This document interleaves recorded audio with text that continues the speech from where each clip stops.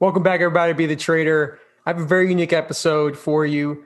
Talked one-on-one with one of the subscribers on Instagram. He DM'd me. His name's Noah, a young trader, been trading for a year, and he had tons of questions. So we had a one-on-one call, and I'm hoping that there's some value that you can pull out of this call. There was a portion of the call where I shared my screen, but the majority of it is audio. So it's okay if you're listening on the podcast. You can check out the YouTube channel later. And one thing to be aware of, he does drop off at the end due to poor internet connection, but it does come back. I think this may just end abruptly, so just be aware of that. It ends a little bit different than normal, but I wanted to share this with you all. And remember, if you enjoy the show, please share it with a friend or family member. Thanks. The reason I did that is for this specific trade is because of the way every stock is different, bro. Like, you got to understand this. And you know this a little bit already, even though you've only been trading for a year, you know that some stocks, especially OTCs, when they break at really key level, they're going to flush. Like the last 2 days since I DM'd you and you were just like sized down extra small, I did, well, that was like another thing. How much is small? Because like I can explain my account situation. Sure. So right now I'm at, actually, I think I told you I was at 4,100. The last 2 days have been pretty good. So I'm at 4,300. But I'm only doing OTCs. And back before when I was like gambling, yeah.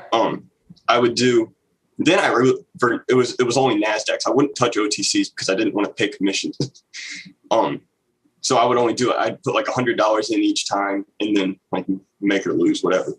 But with OTCs, I feel like I have to, like, the lowest size I'll go is like $400, which is what I've been doing. Because of like, if I go too small, like regardless, even if it's a great trade, I'm still going to lose money. Mm-hmm. So that's, So you want to know if that's the right size? Yeah. So like, let me, if you can I go ahead if you're not done. Sorry. No, I'm done. Okay. So first off, I'm just gonna be real with you. So I want you to know that everything I tell you may not be sometimes things you want to hear, but it's something that you need to understand. And I think when you have, let's say 4,100, it doesn't matter. The value of your account does not matter. How long have you been trading? About almost a year, coming up on a year. Okay, cool. And so you're freaking new as the day go. You're just new as the day, right? And so with that being said, here's what you need to be doing. First off, OTCs is great. I mean, I like OTCs. I don't trade them because I personally like to step away from my computer. And OTCs, you kind of just got to watch because execution's garbage. So you have to watch it. However, if you have that time and you're down to do that, here's what I would say. I know most brokers, unless it's E-Trade, I think E-Trade's free, right? To trade OTCs, is it not? No, E-Trade's like 6 or 7. I got it down to 5. Schwab is free, I think. Okay. So what I would say is, if you trying to make money, like, first off, let's start off from the beginning. I would be trading, if I have $4,000 account, this is what I would be doing. No joke, dude. I would literally trade. What are you risking right now per trade? Not the $400. You're not risking $400. Yeah, no. I'm saying, what are you risking per trade? Yeah. So my risk management is a little flawed. So do you have like a dollar amount you're going to lose per trade every time? Yeah, it's always I always try to make it around 20 of just the trade, and then it's like, usually if I'm using $400 position size, it's like I'll calculate the commission. Like I won't do the commission. I'll just calculate the price for what like around 2% of like 2% down is, and then that's $20. But then there's like slippage with the OTCs, which can get real bad. And then so like the $20 loss is usually like a $30 loss if you get it right on time. So you're not okay. So you want to risk 20, but more times than not, you're probably losing a little more. Yeah. Like okay, this morning. First off, So first off, your risk management is flawed, right? Yeah. Your risk management there is no risk management here. So what risk management is, like, let's just say, to keep it simple, you want to lose $20 per trade. Really, dude? Like, when you lose, are you good with it? Do you find yourself getting out too soon before the loss is taken? Or do you find yourself getting out too soon because you're like, oh, I don't want to give back profits? Like, where's your mindset when you're in a trade? Like, when you get into a trade, do you find yourself getting out before your stop is hit, like before your risk is hit, because you just don't want to take a loss? Like, where are you at? Sometimes, like this morning, and like the last week, I've been really trying to be like more disciplined. So whatever like stop I say that I have or in my head, I'll just cut it there no matter what. And like, can't remember what it was this morning, but basically it hit my stop and I just got out, and like, it was a weird spread. So I just got out wherever I was, and then it just started ripping up. Okay. So that one I wish I could get back. I got you. Yeah, of course. But that happens. So here's what I would say. If $20 isn't a big deal to you, which it sounds like you're good with it, then you need to calculate let's say you get into the OTC, it's at $1. Okay. Just to keep it simple. You get in, let's say you want to buy a dip. It's at $1.50. It's dipping down to $1. You want to get in as close as you can to $1, but you want to risk, maybe at instant says if it breaks $1, I'm out, right? Like an instincts, you're like, if it breaks $1, I'm out. However, with already trading OTCs for quite, a little bit of some time, from your own experience, that there's slippage, and the odds of you getting slippage is high. Okay. Especially in OTCs. So maybe instead of, whenever you get in, let's say you get in at $1.02, right? You get in at $1.02, instead of saying you're risking 2 cents. So you need to divide $20 divided by 2 cents. You need to say, you know what? Let me risk 7 cents. So I'm going to size in for 7 cents. So that way, because I know I normally get slippage of 5 more cents. So that way, whatever that normal number is, add that to it. And then your size is smaller. But if it slips, you only going to lose your regular 1R. But if it doesn't slip, you lose less than 1R. And let's just say it's one of those stocks where a little iffy, like the one today, where it kind of breaks just for a second, like a penny. You're able to hold that and watch it and be like, no, that looks like a fake break. I'm comfortable. So I can hold that for one more penny drop because I calculated that extra slippage. And now you can hold a play. And also, when you're wrong, you're not going to lose more than what you're supposed to lose. So that's what I would do right off the bat. Does that make sense? Yeah. And you need to do this every time. So risk management, let me give you an example. Like, if I'm going to get into a trade, let's say Tesla, or let's say, Tesla's an example, but like Tesla moves regularly like $2-3 every minute. Like, it's dumb. Yeah. So if I'm going to get in a short position at $200, risking 201, and if I did $1 risk, and I'm going to risk, let's just say I want to risk $100, you would say 100 shares, right? But if you do that, Tesla moves like a rocket. So like, if I did that, I would easily be losing $500, because the way Tesla moves is, I know when it breaks 200, it may skip to 202, 203 like that. So I'm going to calculate that into my risk and be like, you know what? I know how Tesla moves. So instead of risking $1, quote unquote, even though my stop is $1, no matter what, my stop is $1, I am going to size in for $4. And so if it breaks $1 and I get out right away, perfect. But if it slips, I'm going to be out still good normal size loss. And if it works, because Tesla drops like a lot, or moves both ways, you're going to be fine. So like, same thing with OTCs. You got to be thinking risk first, like not profits, risk first. Like, how do I manage my risk to where I can get in a position and be comfortable if it's, give it some room if it needs it. Some stocks don't need it. And also be okay if it slips on me and not have a heart attack. You know what I'm saying? Yeah. Because if you're feeling this whenever something's about to break your wrist, like it's about to break and you're feeling this, then you have way too much size, or you're not sizing it properly. Because when it's about to break my risk, like today, let me just show you a trade. So let me open my software. Hold on. Okay. So you can see this BTX, right? Oh, yeah. Okay. So basically, when I shorted this, This is gonna sound odd, but when I shorted this right here at that 850s on this triangle right here, the red triangle is a short because this was only a short today. Mhm. I was ideally wanting to stop out above 880. But because it's right at the open, I know, and it's a 1 million float, I know the chances of me getting out at 880 when it hits 881 is not high. So I might size in. Like today, I sized in for literally here 950. So it was wide size. But guess what? If that broke 880, just for a second, I would watch it and be like, oh, it barely broke. And I'd be comfortable. If it broke 880 and shoved, I wouldn't be heart attacking because I'm like, hey, I sized in appropriately. And so therefore I can hold. And then when it confirms, you can start to size in and tighten up over time. Does that make sense? Yeah. So you said you were risking 880, but you calculated the risk for and this trade was like 940, 950. Mm-hmm. And the reason I did that is for this specific trade is because of the way every stock is different, bro. Like you got to understand this. And you know this a little bit already, even though you've only been trading for a year, you know that some stocks, especially OTCs, when they break at really key level, they're going to flush. So you need to calculate that ahead of time. If you're going to risk that area, you need to be like, okay, yeah, I'm only risking a penny. Like my stop is a penny, but I'm going to size in for 10 cents. Because you need to be prepared.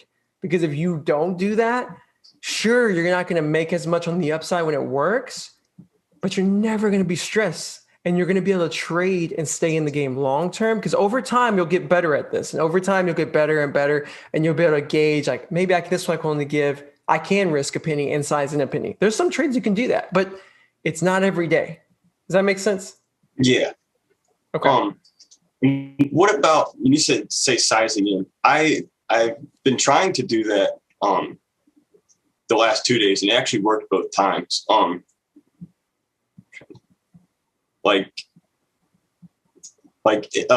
traded MDMP this morning, and that was for me it was a good trade. And I would just, whenever I would size in, I would just do like blocks of 400. I doubled the amount of shares I had, which was still roughly 400-ish. But like, when you add that next size, are you risking, like, do you move the risk up to like break even, or do you keep the same risk as before? Okay, so that's a great question. And so first off, show me let me pull up Thinkorswim so I can pull up that chart. 1 second. And we'll just pretend like if I traded it, then we can tell you how I would have played it. And it is hindsight, but at the end of the day, like I can at least show you how I think about holding and how I think about changing risk. Okay. What was the ticker? MDMP. Nancy, Mary. Oh, Mary, Dan, Mary, Pat. Okay. All right, let me share this one real quick. Can you see my screen? Yeah. Okay. So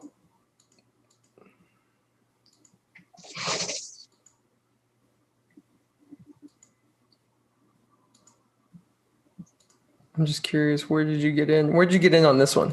I got in at 0.31, which was really supposed to be 0.305, but that would be bad execution, sort of. At time to buy this 11:30, and then I added at 11:47. So 11:30, you got in at 0.31 something, and then you added 11:47. I'm guessing because of this break right here. I can't see the top of the chart, so I'm not sure. You can't see the top of my chart? What do you mean? Like I only see the bottom half of the chart, I think. Really? Yeah. You don't see, do you see this 40 cent area right here? No, mine stops at like 25. On what do you mean mine? Like on my screen, Sharon? Yeah. Really? What the heck? Hold on. How about now? Oh, okay. Yeah, there it is. There it is. So sorry. I don't know what the hell happened. Okay. So basically, let's just say like, it doesn't matter what the setup is. Okay. It doesn't matter if I agree with you or not. Here's how I would play with it. Basically, I would be doing this. First off, I already see this automatically. Like we have a decent trend forming, right? We have a decent trend forming, and you can even extend this trend. And you definitely have a decent trend forming, right? This is definitely bullish. So you getting in around here at 11:30 at this dip right here is fine. I can see that. But let's say you got in there. What were you risking when you got in here? See, I was trying to risk. I can't remember exactly which candle it was because it was. I'll try to play them where like I'll be the last one to buy at a certain level when I watch the level 2, and so I was trying to do point. I was trying to get in at 0.305 and risk 2.9. Okay, so you wanted to risk this 2.9 area right here. Yeah. Okay, cool. So let's just work with that. Now, when you got in here, and then when it broke this high, you added, right? I added on the dip once right it here? held. Yeah, I got in at like 3.22. So you added more right here. Can you see this? Yeah. Okay, and then what were you risking? Are you asking me how I would manage risk here? Yeah, like when at that point when I added, I didn't really know. Like I was just like, because at that point my average was like 3.16, so I was just gonna say like 3.1. Like I was just gonna like if it broke 3.16, I was gonna get out. Okay, so how I would do it personally is this dip holding? Sure, hold. But what if this pop right here popped here and then came back down? And then held and went high. I could see that too. You know what I'm saying? I could easily see that too. So like risking break even, that whoever started preaching that whole thing of, oh, you never lose if you just risk break even, I don't know who the heck who talks like that, but you got to let the chart tell you where to risk. Okay. So like if this moment, unless you're a momentum trader, it's a little different. Like a quick scalper, it's a little different. I'm not a scalper, but when it comes to this, like you buy right here, that's a great ad. I like that ad. However, I mean, it's still a chase. It's definitely still a chase. It's a huge chase, actually. I mean, from 29. So I'm not going to lie about that because you still need to risk this area. At this point, like when I got in, if I got in where you got in here on this purple and this pink, I'd be risking around, I'd be sizing in for like 27. Okay. And I'd probably give it this 29. I'd stop out below 29, but reality is we also have a nice little trend at the time. It was right here. So unless it breaks below here, it could easily come here and go. It could easily do that. So like, that's the other thing. Now OTCs are different. So OTCs, like if you're looking at level 2, sure, you can get in here and risk here and that's fine, but I'd still be sizing in for here because you don't know if it breaks 29, you're not getting out 29, dude. Like the chances of you getting out 29 are very low. So instead, if you're going to add here, guess what? If you're adding here, you're adding with the same risk of 29 because you don't know where the next bottom is. You have no clue. Like it could have easily just trended down here and then came this way. You know what I'm saying? Like you don't know. So you potentially got lucked out. Like you trade it well. Like it looks like a good trade. That's the problem with trading. Like everything looks good when you're right? But like, yeah. but at the same time, really look at this. If this would have broke here, it's still bullish. If it would have broke that level, it's still bullish. And you could have got stopped out because it would have hit your stop somewhere right below it, which is like right here.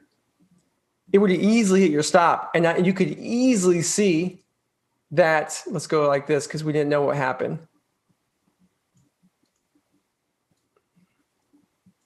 I could easily see it come down here and then go easily.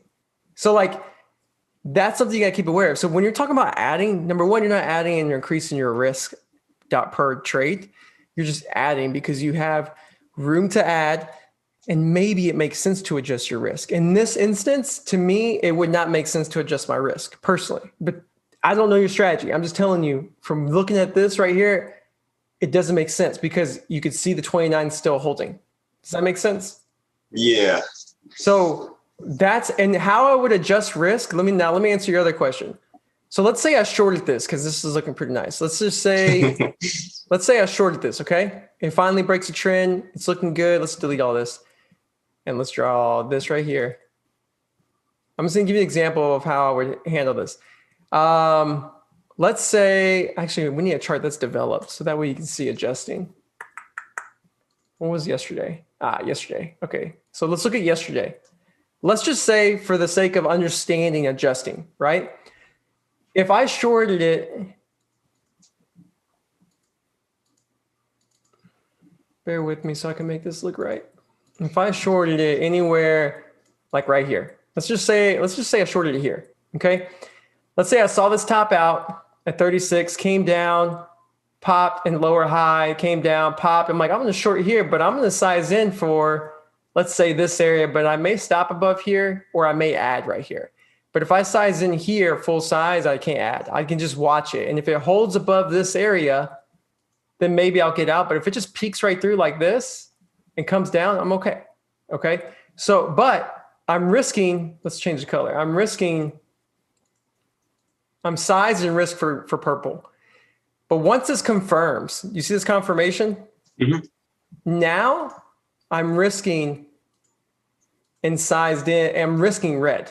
Okay. Now my stop and my additional size, if I add, is red. Are you following me? Yes. Okay. Because we got this confirmation. So on this bounce, if I decide to add on this bounce, I got to add risking over here and stop. And then, but this would be a bad risk rewards. But when this pops, that would be a decent risk reward because you're getting closer to the same entry and you're adding and risking off of that risk. Now, the only reason I wouldn't adjust it right now is because this is straight down, right? I know this is 2 days, ignore that. But if this is a 1 day chart, this is straight down. So you need a bounce. And then if that bounce consolidates for a while and then breaks down again, then I could adjust my risk once again to here. So adjusting your risk has nothing to do with, oh, I don't want to lose. Oh, I want to limit my loss. I want to make sure I get a break even, make sure I get some kind of gain from this trade. No, because then you're going to miss out on tons of moves. You're going to miss out on tons of moves. You're going to cut out your profit way too soon when it's just consolidating and working and trending. Stocks trend in more times than not. And so, or they at least consolidate and break down or consolidate and break up, right? They continuously go one direction or the other, right? So with that being said, you want to make sure you take advantage of that. So hopefully that makes sense. Does this make sense at all with the whole idea of when to adjust? Yeah, I think I was I was looking at it wrong the whole time. This is a short example, but you get it, right? Yeah, like I would be like, if I'm up this amount, then that means I can add more, so I can and still risk the same or risk break even. Yeah, and that I'm not saying that's okay. I don't want to say it's completely wrong. I can just tell you that almost every trader I've ever interviewed on my show, probably I'm willing to even bet like 90% or more don't ever do that. Okay. Like, and if they do that, it's probably that one in a blue moon because they're just like, let me just give this a shot. And they're really just like, Because sometimes I'll do that. Like if I'm just like, let me just give it. But that's not proper trading, right? Mm-hmm. For me, for some people, anyone can argue this. Anyone could be like, yeah, that's how I trade. I'm do well. Sure. Okay, great. But I can tell you that more times than not, most traders that I know trade in a way that is in a way that makes sense based off the chart or based off the key areas or zones. And this makes more sense because I'm sure you've seen it where you've adjusted your risk because you want break even and then it breaks you even and then it goes, right? And then it goes. So like, I don't know about you, man, but that's frustrating. And I'm not trying to deal with frustration every day. Yeah, I think I interpreted it wrong. I think I used that word right because I thought I was doing it correctly.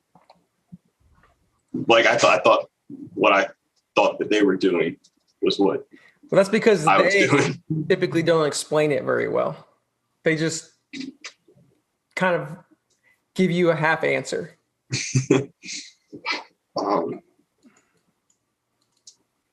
Try that. Or not. I got to stop doing what I'm doing.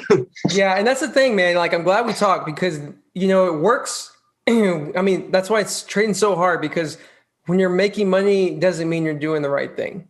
Okay. And that's what's so hard to understand for a lot of new people, because they just don't get it. They don't get it that like, oh, that made me money, I'm killing it. But that exact same trade is probably the worst trade you could ever take. Not yours, but like that's the worst trade you could ever take, for example, because more times than not, the odds are against you, but you just happen to luck out that day. And then the next day you do that exact same trade and there's a huge offer and you just lose everything. Like you just got to know, and you don't know that until you trade it for, and I'm still new. I'm 4 years. I'm still new, but like what I'm saying is what I thought I knew in my year 1 and 2, I knew nothing, dude. And I, you know, I have the privilege, thankfully for the man upstairs, I could talk to these traders who have 2 decades, 3 decades over me. And they're just like explaining things to me. I'm like, that makes sense. So, so yeah. Anything else you want to ask, or anything else that you're curious about? Just how to like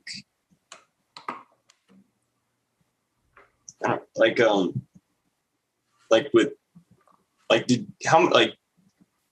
when did you find or get somewhat not consistent, but like what I was talking to you about earlier, about you have like 1 month of really good and then you just lose it the next.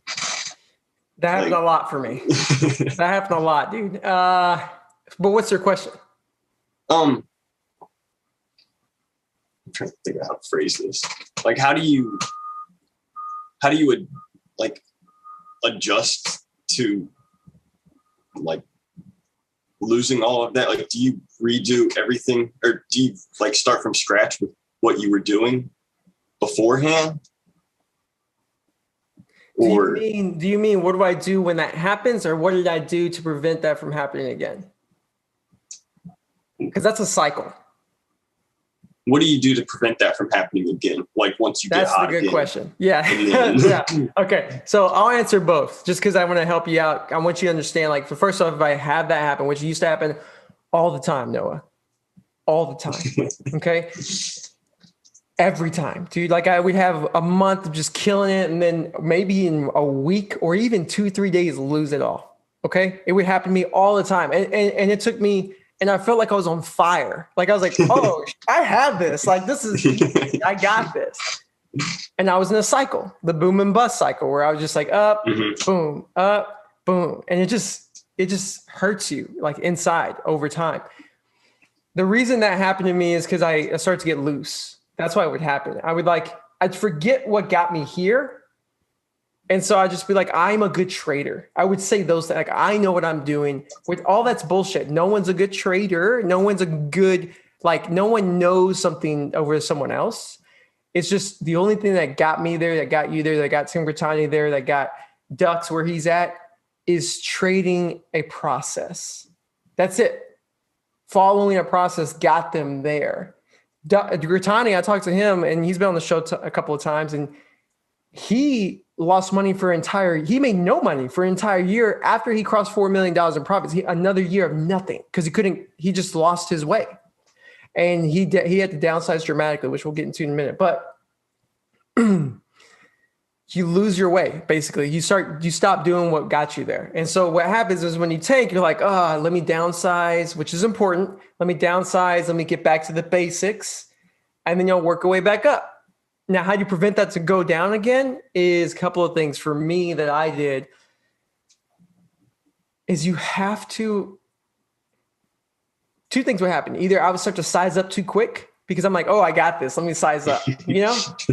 And then I just blow up because I wasn't comfortable with the size. And sizing up too quick means this. Let's say you're risking $50 a trade, okay? Then all of a sudden I'm doing well. I'm going to risk 100 now. That doesn't sound like a lot economically or in your wallet per se, but that's a lot. And that's doubling your risk. Any trader who I've ever interviewed, they don't double their risk. They never double their risk. They gradually grow. And so instead, what I started to do, because I used to do that. I used to be like, all right, I'm risking 20. I started off real small too. I was like, I'm going to risk $20, $10. Like I always thought process, right? So let's say I'm going to risk $10. Okay. I'm going to go to 20. Nope. I stopped that. So I'm going to go from 10 to maybe 12, 15. Let me see how that feels. And then 20, from 15 to 20, then 20 to 25, then 25 to 30. And I would evaluate after a month. You could do 2 weeks. It's up to you, but I would do a month and see, okay, can I increase this again? And then when I started treating that way, Noah, that's when I stopped doing this. Because now you're not trying to make money anymore. You're trying to focus on gradual growth, which keeps you gradually growing. And when you have dips, they're like baby dips because you're not sizing in so much that your emotions are get taken over. Because if you're only making $10 per trade, let's say you're risking $10, $20, and you're making 20 to $40 per trade, or maybe 60. But then you size up to 50 or $100, right? You lose once, you lost like 4 or 5 trades. It rattles your confidence. It really does. And this game's a lot about confidence. So you got to gradually grow up. And here's the other thing. You said something earlier. I got to size up to this amount because of commission, because or else I'll just lose money even when I'm right. Who cares, brother? Like you're young, you're 20 years old. Okay. You're 20 years old.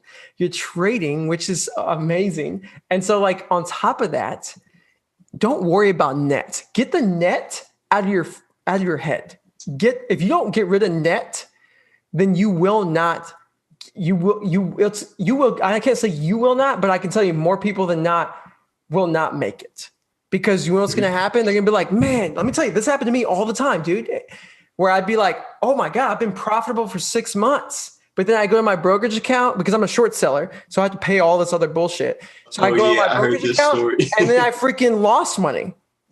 Like I lost money. And I was like, how did I lose money? And guess what? That rattled my confidence and set me back because I was doing it right. But I started to look at net. And that really screwed me. And I think that set me back another 6 months because I kind of just didn't believe in myself anymore. And I kind of just started changing things, sized up too big and really lost money because I was like, oh no, I deserve this. Cause I've been trading for 6 months and it told me I was up like, 5,000 or whatever, but I was only up, I was down, like I was like, what? So that kind of mentality will really keep you down. So instead focus on gross because that's all that matters when you're small, dude. Because at the end of the day, unless you have a $50,000 account minimum or something like that, like none of that matters because you can't comfortably risk good size until experience happens. So you've been trading for quite some time and have confidence in it and know when to size in at key areas.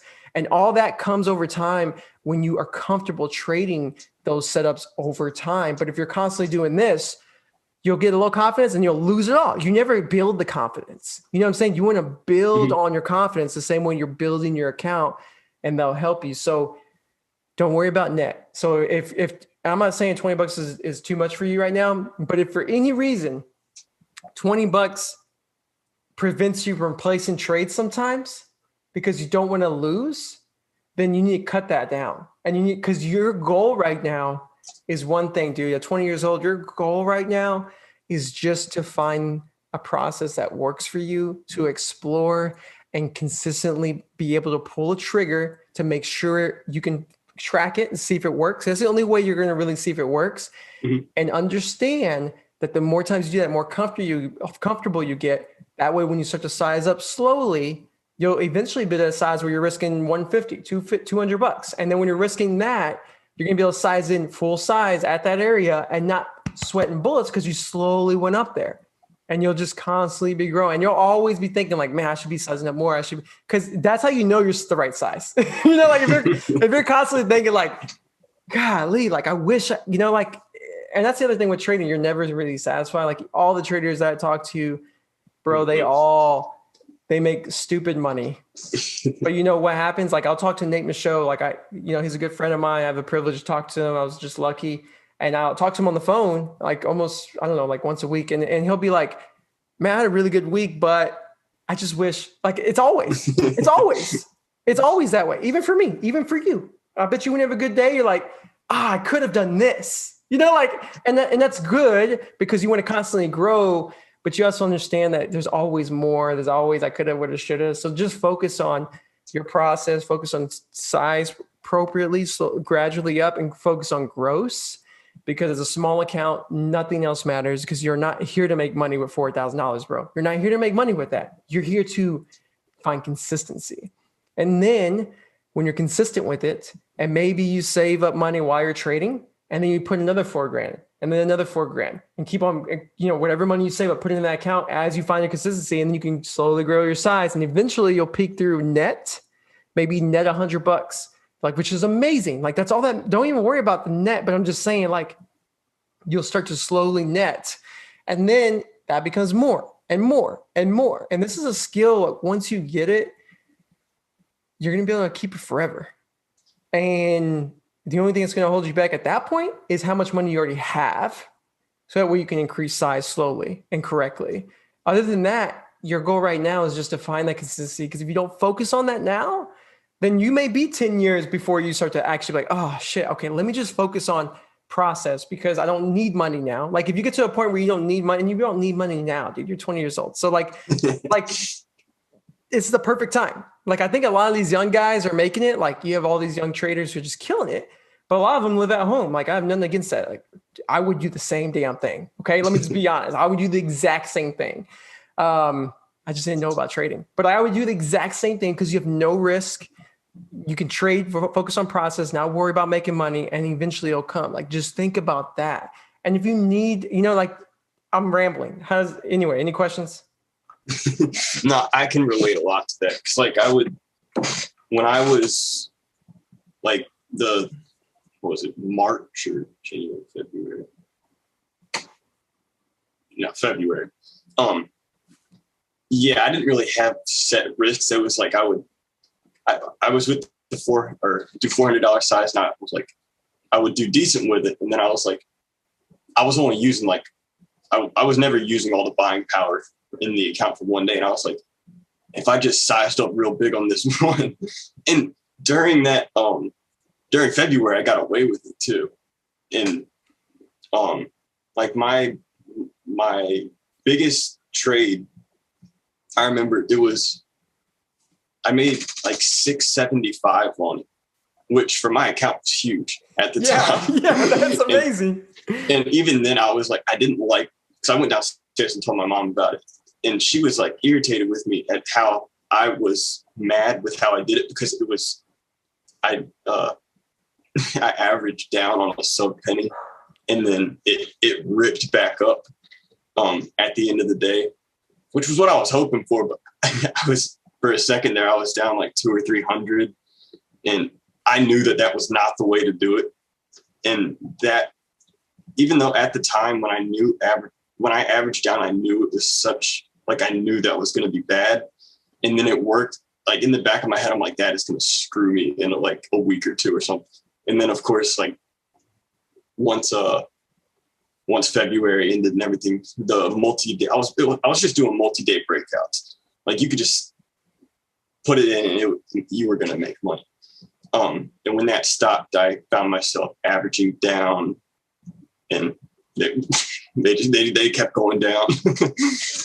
Yeah. And then I lost everything. And then now when I'm finally trying to look, like when I got my head wrapped around having, like, I need to focus on the process and not try to like I basically revenge traded $3,000 away that I had made. I did that before. I understand. And now I'm definitely not good at it, but I'm focusing more on the process and not thinking about how much can I make with this trade, and it feels better, right? Because at the end of the day, you can be like, at the end of the day, you should be asking yourself just this one question. And I know I say this all the time, but even I do this too. Like, I'll talk to my buddy Scott, who has like 3 decades in front of me. And I can, and like, he'll be like, how'd you trade today? I'll be like, I traded really well. I executed well. That's all I focus on. I execute it well. I don't even look at my own P&L. I don't upload it until the end of the month. Like, because if I don't do that, then I can easily stay away from it. Right. And when I started to do that, that's when I found my own consistency. Last year, beginning of October, November, I think it was September of 2019 is when I decided to just no longer look at P&L ever. And you'll hear that in the podcast when I uploaded those beginning episodes. At first, I didn't upload I didn't upload my P&L until the end of the week for several months, and then I started to do the end of the month because the further I separated myself, the easier I was able to be happy with how I traded because I could trade very well. Like today, I traded very well, dude. Broke even, but I traded very well. You know what I'm saying? Like that's all that matters because there's gonna be days, dude. There's gonna be days unless you ignore the people who are just killing it every day because those people are either lying or they are killing it and they have 20, 30 years on you and me, maybe 10 years minimum. So they're able to, and they have a bigger account. So they're able to like do things that we're not able to do. Right. And so because of that, like just ignore all those people. And at the end of the day, more times than not, 10 years experience, dude, is way more than 4 years, way more than a year, right? So it's going to be able to, you just can't judge yourself based off someone else. And you got to be focused on how well did you execute. And the more you do that, you'll understand that, dude, there's going to be some days that it was your perfect pattern. I'm sure it happens already. Perfect pattern, you executed it and it didn't work. And then you lost. Those are the days you should be happy about too. And because you executed well. Okay. There was the most recent one that happened with for me was I'd have to look at the Excel sheet to get the ticker, but it was like a strong first green day and it was approaching a multi-day breakout. And I was up like 4 or 5% and I held it overnight, hoping for the gap up and sell into a spike. And it didn't really gap up or down. It tanked 50% in the first minute of the open. And that one sucked, but it actually didn't feel that bad. I mean, it felt bad, but it wasn't like I had broken a bunch of rules. Like obviously it blew past my wrist, but it was when E-Trade's lagging and it goes 50% in a minute, I can't really get out. But it didn't feel as bad as like the day before when I lost the same amount and was just not respecting my risk and just letting it flow past it and hoping that it goes back up. Yeah. I think on those days that you lose a big time, even if you think it's like just because slippage, you need to really analyze those and figure out, was it really that, or was there some things that you could have done to make sure that doesn't happen? Because like approaching a breakout and being broken out is different. Right. And so I'm not saying entering before that is not bad. I'm just saying like, is there a better way to trade that? Maybe if you get in before the breakout, maybe you sell into near the breakout and then keep a piece. Maybe you just mitigate that loss, something like that. Like, or maybe you have a rule. Like I have a rule. I don't hold shorts anymore ever since 2020. Sorry. I stopped holding shorts overnight, period. I don't care. I don't care if I'm up. I don't care anything. Because I started losing all the time. I would wake up and it just was frustrating. So I made a rule. Like first the rule was cover half and then hold, but then it doesn't matter. Like if you wake up to something gapping up on you, it's just frustrating and it messes up your entire trading mentality. So I just got rid of it. And so like if there's a rule that you need, create that rule. And that way you can prevent those kind of things from happening. So whatever black swan events that happen in your own trading, you want to figure out, is there anything you could have done to mitigate that in the future? What can you learn from that? And then make that your rule because everyone has their own rules. You always hear trader rules. Like we have similar ones, but like when I say things like people ask me, like, you don't short overnight? No, I don't. That's my rule. That's not a rule for traders. You know what I'm saying? Like it's just my rule. When people say, "Oh, you should never buy something that's around or short something that's around 10:30 because of zombie hour," that's bullshit. Because there's so many things I short at 10:30 and they go completely to the garbage. So like, it's just a rule for that person. Like everyone has their own style. So that's why you got to figure out what happens when this happens and what can I learn from it to make a new rule for myself. Does that make sense? Yeah. What do how do you take profits? Like, do you go, like, I know you short sell a lot. So like, are you going off of like, if you're up a certain amount, you're going to take some off, or do you only do it based off? I've been buying a lot too this year. So just, I mean, I can talk about longs. It's whatever. I guess either way, are you doing it? Are you taking profits at points where like you think the chart's done, or at like a percentage amount where like, you're up X amount, so you want to take some off? So the way I do it currently is I actually, whenever I get into my position, I have key parts in the chart. Key areas in the chart is resistance. Let's say I'm going long. I'm buying at support. I'm going to sell in the thirds or quarters. That's just how I do it now. Okay. Where I'll sell a third at the first resistance, a third at the second, and then a third at the fourth. And then if I want to hold that last third, I say I'm going to hold it until the trend breaks. So I get some kind of confirmation I got to get out. So it's one or the other. And I'm not going to sell it because it would screw me all the time, dude. If I get in something and be like, oh, I'm only up X. That's why I don't look at P&L. If you look at P&L and be like, I'm only up X, why would I take any off? And then it shits the bed. So you just don't worry about that, because if you just focus on process, like build a process. Every time it hits a key resistance on the chart, whatever it is for you, maybe it's EMA. I don't use EMAs, all that, but whatever it is for you, always do it that way. Because then here's the thing about process, man. If you stick with it, you can actually really then gauge if you are consistent, because then you can figure out, over time what you suck at and what you're good at. Because if you keep changing how you trade, like making all these just random guesses, then you have never consistent data, and you'll just be completely random. And even if you look at years worth of trading, you'll be like, how do I read this? I don't fucking know, because you don't have a process. So figure out your process for, like, I would do resistance areas because it's easy. A previous resistance, more times than not, is going to have some type of resistance. So sell a piece or sell half. That's up to you. Or sell the whole thing.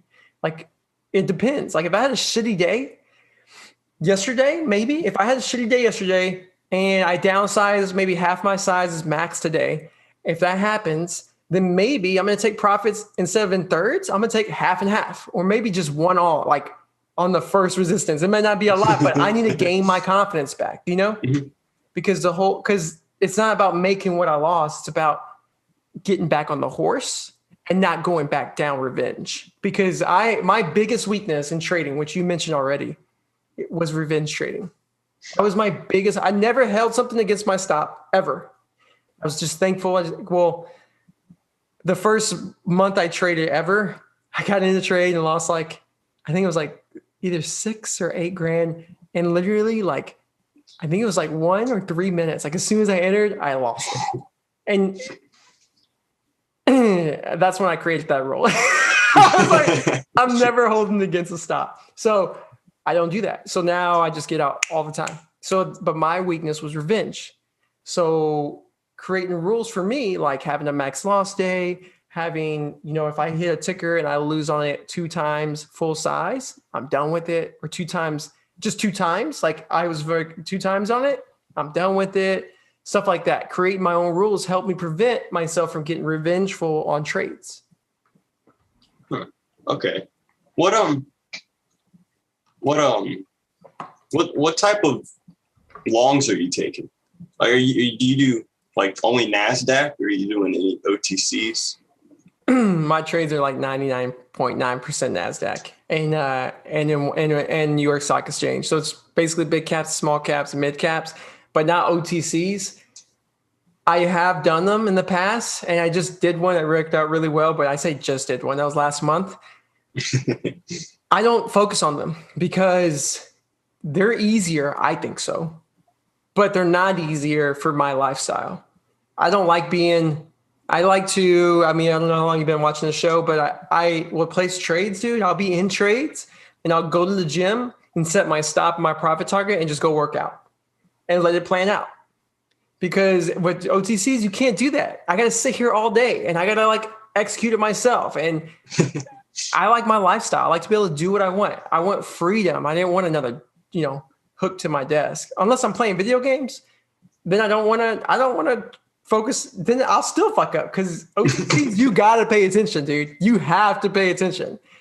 So I don't trade them because of that. But I wish they executed very well because then they're so awesome to trade because they do set up very nicely. See, I was not the opposite of that, but like I've tried to go in and do, like ever since I've been strictly on OTCs, I've tried to go and play some NASDAQ or New York Stock Exchange, and I can't sit in them. Like it almost feels like they're choppy. It'll always like hit my wrist and then just go right back up, and like I don't know how to. Like I've never held a listed stock that broke out well. So maybe for now, I mean, unless you have a question about it, for now, I would say stick with what you're good at. You know what I'm saying? Like you're so new where, you know how they say stick with one strategy when you're new? Mm-hmm. So new, like that's so important because you're not consistent yet. You know what I'm saying? Like you're like, you'll have your ups and downs, right? Mm-hmm. And so it works because else you wouldn't have ups, right? But you also have some weaknesses in your strategy or weaknesses in your mindset that keep you down. So you need to eliminate that, focus on that, whatever is happening, and then eliminate that, and you'll just continuously go up and then start adding, let me try some NASDAQs. You know what I'm saying? And try NASDAQs back. Like every time I try a new strategy, like this is so important, dude. Let's say you risk $10. You said $20 per trade right now. Okay. Let's say you risk $20 per trade, but then eventually you get to $100. Okay. You're risking $100 per trade and you're consistent. And you're like, I'm going to try NASDAQs. When you try NASDAQs, you start off with $20 per trade on that. I'll just say go back down to $10, $20. You're starting over, bro. You're starting over. And that's what I have to do. And I know other people have to do that. Like that's the best way. Because when I didn't do that, I talked about it on the show. Because like I fucked myself. Dude, I was like doing really well. So I was like, okay, I've been consistent for a year. Let me try this other strategy with the same size. And thankfully, since I don't break rules in terms of any rules anymore, really, like knock on wood, I just sized in the same size. So I just was just like this the whole month. Because I was like doing well on these strategies and doing shitty on these new ones. And I was just like this. I was like, but it was frustrating. So it made it just like you just feel miserable. You're like, God, like, what the fuck? So that's when I started to do that. I was like, you know what? On my random ones I want to try, because it's good to try, they're cut down back to beginner size. Because I don't know. I'm a beginner. You're always a beginner when you try something new.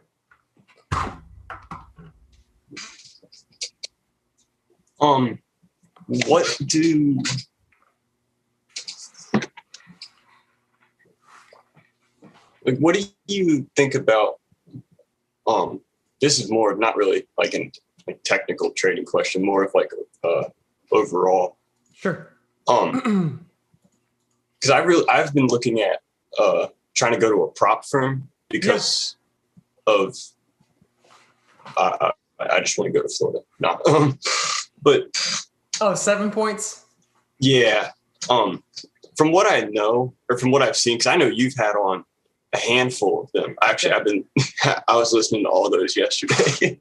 Cool. Thank you, man. I appreciate that. I listen to the podcast 24/7. Like, dude, it's always, you, dude. I appreciate that. It's always like you can, like I saw Bryce was on yesterday. I got hyped when I saw he was up. I was like, oh, it came out. Yeah.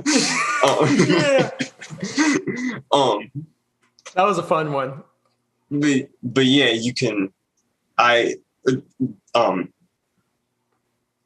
They were like, what is his name? I think you had Stan, Krishna, and there was one other one. What was his name?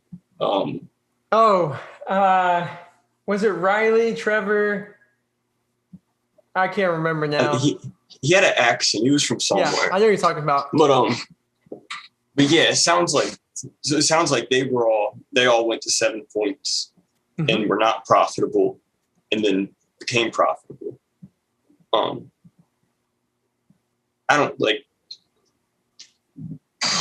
What would you do if you were 20 and dropped and try, like, all my money goes to trading. Okay. I'd like work, DoorDash, do everything, just grind out, pay for the challenge team, like get the computer, fund the account. But technically, I think I would like be able to live there, just get like a part-time job on the weekend or something, and literally just cover rent, and then obviously trade with their capital. I don't know. What would you do if you were in that situation? I can't tell you okay, so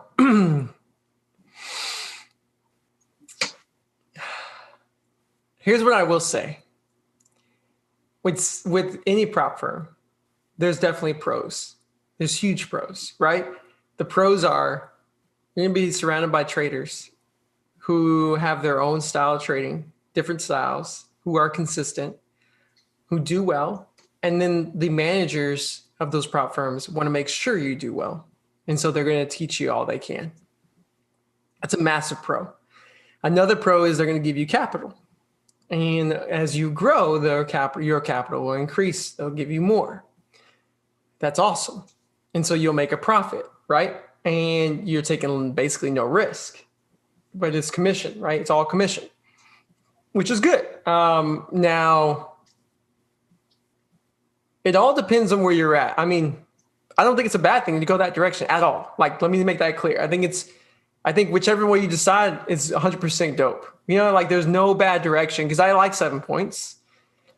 I just know who, like for me right now, I can't answer it because I'm not in your shoes. But what I will say is like, it's not a bad idea. You know, it's not a bad idea. I mean, if you want to go that direction, try it. And if you don't get in, you don't get in. But if you get in, you can always choose to just get out. You know, you can see how well you like it.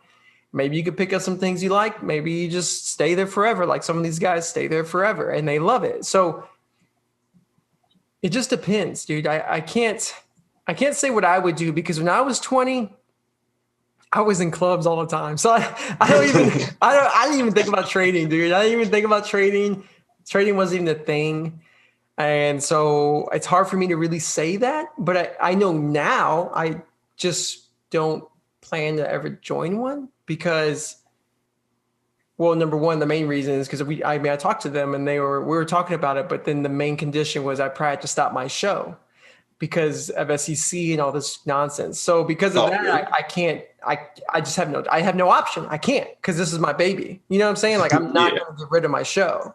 So that made my decision for me. So I don't really have a choice, you know? So like, it's just like, all right, cool. Well, I'll just keep doing what I'm doing. But I have nothing against it because I looked into it. But then when I figured that out, I was like, I can't do that. It's not a bad option. I mean, you're so young, dude. You could try it for a couple of years. If you get in, then you could, at the end of the day, maybe you learn a lot and you still like it and you just want to do your own thing. Now you have all the knowledge that you need. You know what I'm saying? Like it's a win. I think it's a win-win at your age.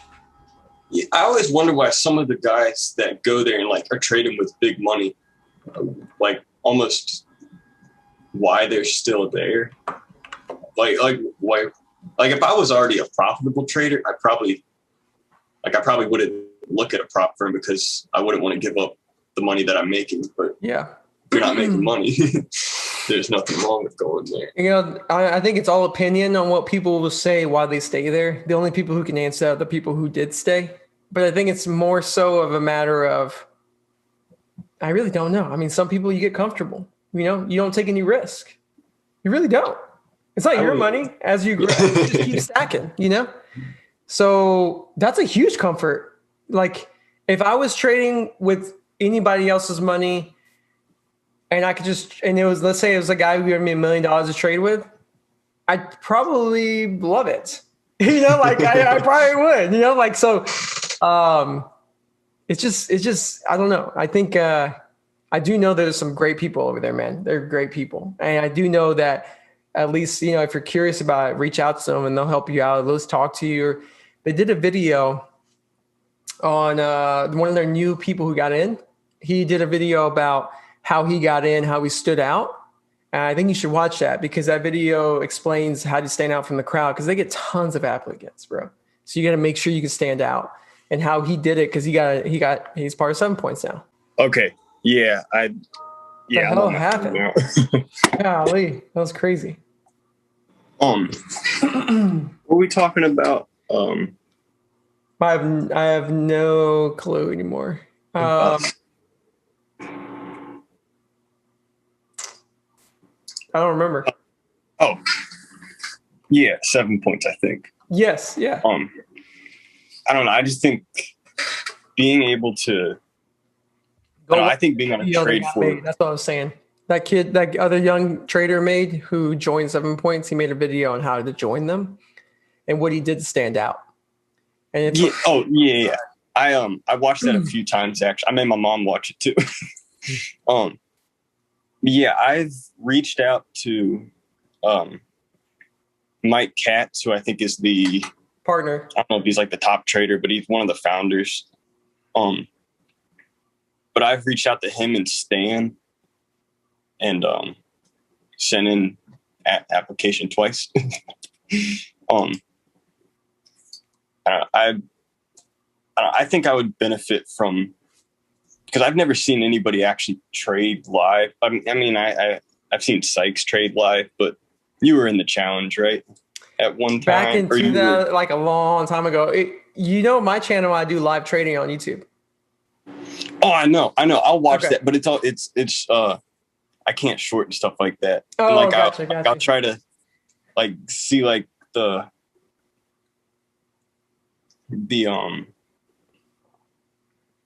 I've watched it a few times. Usually I'm trading during the day and like just focus on that.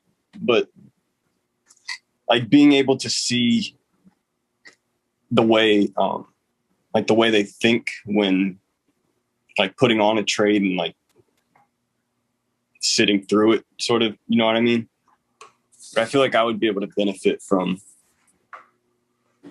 being there in person and learning from them.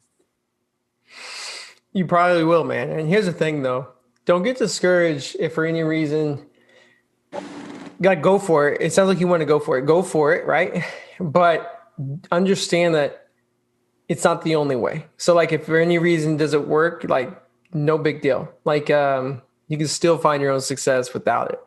But just know, go for it. Like, if you want to go for it because it could definitely help. I know I got time to. Oh, dude, you got tons of time. That's my problem. I feel like I don't have any time. I know. Like this second I found out about trading, it was like, okay, just get good at this and I don't have to like work a job ever. So I'm going to figure this out until then. And since then I left college, leave college. I'm online now, so I'm not ever going back to the school. But yeah, it's just been, it's like I'm trying to sprint the marathon. It feels like, yeah, but it's had some bad days where you just lose.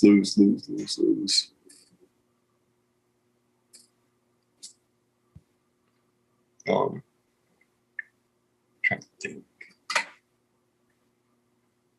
I don't know. I ran out of questions.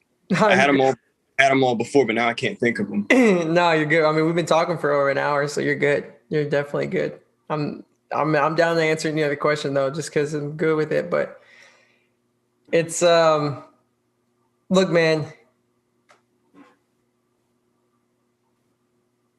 I wish I was in your position. Okay. Because being 20 and trying to figure out then would have been amazing. And I mean, it's good. My journey is fine. I'm happy with my journey too, but I'm just saying, like, you have tons of time. And if you have to get a job, you get one. And remember, I mean, I don't just trade. I have multiple sources of income. And that is the smart way to go. Because on days like today or this week has just been blah, I'm not worried about it because I have all these other sources, right? That's smart. These traders that like Tim Sykes, he doesn't make money trading. He makes money Yeah. selling courses. He makes money selling all types of things. And he may trade a little bit. You know what I'm saying? Like all these other traders too, like even the ones, like I'm not saying that in a negative way. I think that's the best way. The guys who've been on my show and women, they don't just trade. They have other sources because it's smart. Like it is the best thing. Like when I left my job, I did it 3 times and it was, and I have a wife, you know what I'm saying? Like, and I'm married and I'm in a whole different spot. So it was tough. Like, and so whenever I left for the 3rd time and decided to take up a part-time, no, it wasn't part-time, it was a full-time job, but it was like, to me, it was part-time because it was just like nowhere near as work as was what I had. And it was like a third or a quarter of the salary that I made. It was just to cover barely the bills so I could trade. And then I started to find consistency a lot. Like I was like, oh shit, like everything just got easy. But it's because I had no stress. And then I started to build other sources of income. Like it just ran, the show became popular. I started to interview people. I started to help other companies create their shows. Like it's just weird. Like all this stuff started happening. And so like I have multiple sources of income now where trading, I'm in no rush. And I'm thankful to that because like it's process focus. And that was my weakness, is focusing on the other end. So focusing on process is so important. So I think if you need to get a job, there's so many full-time jobs now that are remote. It's just dumb. There's so many. You can get one and then you could trade. And then eventually, maybe you can get to where trading is equivalent to your job. And now you have 2 full sources of income. And you just doubled your income instead of relying on one. And then while you do that, maybe you pick up another gig or maybe you start swing trading in another account. Now you have 3 sources of income. Maybe then you just tripled your income. You know what I'm saying? Like that's easier than trying to triple your size. Yeah, that I understand that, and like I know that that's the way to do it, but then I still choose not to do it. It's like I'll have multiple sources of income, and I want to do like real estate's one, but I got to get good at trading to get the money to buy the real estate. But not real. I mean, I flipped real estate with 0 money, and you can do that with notes by flipping the note and negotiating the contract and then giving it to an investor who buys it, and you just make the middle. So you can do that with 0 money. I mean, you need some money if you want to like put signs out and buy lists to call people, but you don't necessarily, and that's not a lot. I mean, it's like maybe less than $1,000 total to make 5-10 grand, you know, like, and it's easy. It just takes time. I didn't like it personally because it took so much time. And I value my time so much that I hate spending time doing something to make me money now. I like to do things where I can do it the least amount of time to make the most. And that's just how I think now. And it's not, I don't want you to think like, don't do a lot. It's more like, I just didn't like, I mean, I just wasn't passionate about real estate as I thought I was. I just tried it. I didn't like it. yeah, I saw when you said that in an interview, or maybe it just might have been on your show, but I remember I started looking into that when I heard you say it, and I was trying to look at how to do it. But I see that's another reason sort of why I want to go to 7 points, because then I don't have to work, or I know I don't have to make money, because I'll just take the money out of the trading account, use that for rent, and then just focus on getting good at my process, or figuring out my process. You just, here, we'll end with this. Just have patience, bro. You just need patience. That's all you need, dude. That's all you need. And I can hear it. I can feel it from you because you know what you need to do, but you choose not to do it. And that only choice there is because you want it now.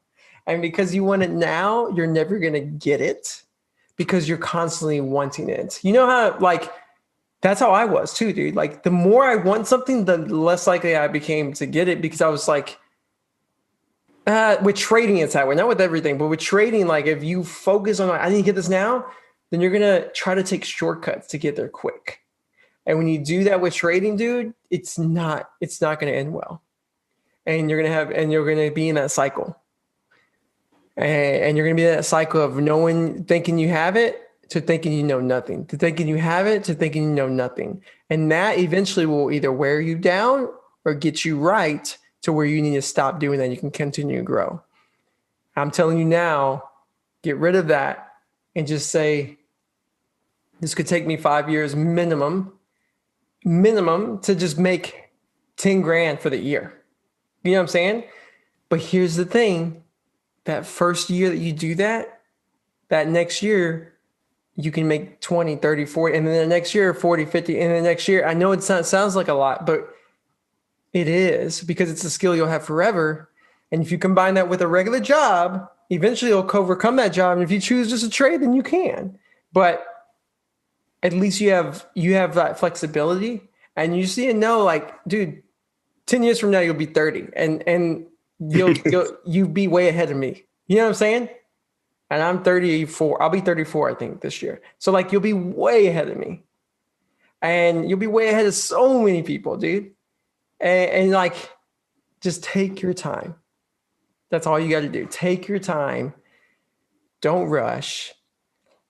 And just let it just process, dude. And I'm talking to myself too right now because I need to hear this all the time. Like, because I'm always like, just because you get consistent. Okay, here's the other thing. Consistency doesn't mean you've made it. You got to stay consistent. You got to stay consistent. And then then the next problems are slowly sizing up without wrecking your confidence, without breaking your rules. Like, so consistency is the first step of getting to where Tim Grattani is. You know what I'm saying? It's the first step. And then you'll start to, just slowly make more steps and then, just slowly grow. And so I've just been consistent for like a year in, where we're at, 4 months, a year and 4 months. So, but I mean, I'm still freaking new. You know what I'm saying? Like at the end of the day, like if I talk to Tim, if I try to act like I know everything, they'll be like, "What? You don't know anything." So I need to always remember myself, like, patience, because I want more now. Absolutely. I've been trading for 4 years. I think I should be way ahead of where I'm at. Probably how you feel. I've been trading for a year. I think I should be further. Like, that's how I feel. But if you continue to feel that way, if I continue to feel that way, then I'll put pressure on myself and I'll do things that I know I really shouldn't do to skip the line. And if I do that, then I'll stay where I'm at right now. So you need to understand that too. Does that make sense? Yeah, that makes a lot of sense. That hit home. Yeah, it hit home for me too.